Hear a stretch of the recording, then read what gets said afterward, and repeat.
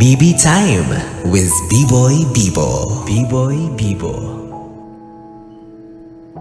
BB, kagagaling mo lang ba sa isang relasyong nasira na sa palagay mo ay hindi mo na isalba kaya nang hihinayang ka pa? Hindi mo mawari hanggang ngayon ng mas malalim na rason kung bakit kinakailangan ng mangyari yon. Patuloy ka sa pag-question kahit walang tugon kung bakit dapat muling buhayin ang inyong relasyon sa muling pagkakataon. Kung tatanungin mo ang aking opinyon, sa palagay ko, ito na ang panahon mo para bumangon at simulan mo ng talikuran ang masakit na nakaraan at lakas na loob mong harapin ang mga positibong dahilan.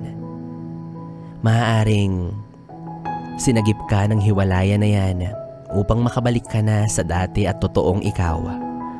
Yung hindi kontrolado, yung hindi ligaw. Bagkus ay may sariling pananaw.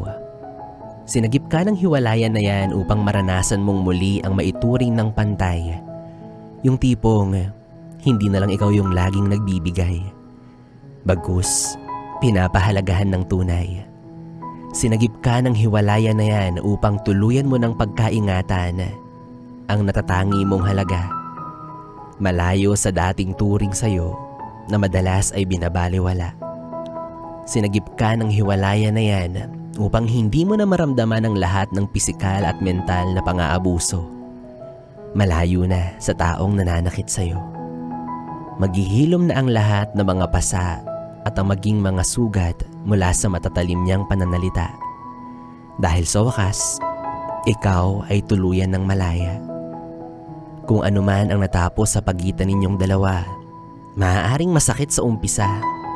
Pero ngayon na nag-iisa ka na, gusto kong malaman mo na mas naging malakas ka dahil hiwalayan nyo ang nagsalba sa'yo mula sa magulo at madilim na dati mong mundo.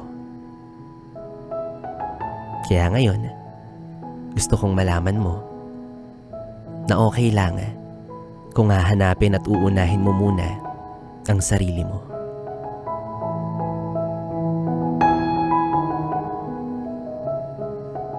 Yan kasi, pati kasi tao tinuturing yung mundo, napapahamak tuloy kayo. Kung ako na lang ang gawin mong mundo, diba? Hindi naman kaya ayoko maging mundo mo. Gusto ko maging buwan mo ko. Yan. Ako ang iyong buwan at gabi-gabi tayong magkukuan. Yes, friend. B-Boy Bibo pa rin ang iyong kapiling para sa ating tuloy-tuloy na BB Time hanggang mamayang alas 12 dito sa 101.1. Yes, FM. Solid.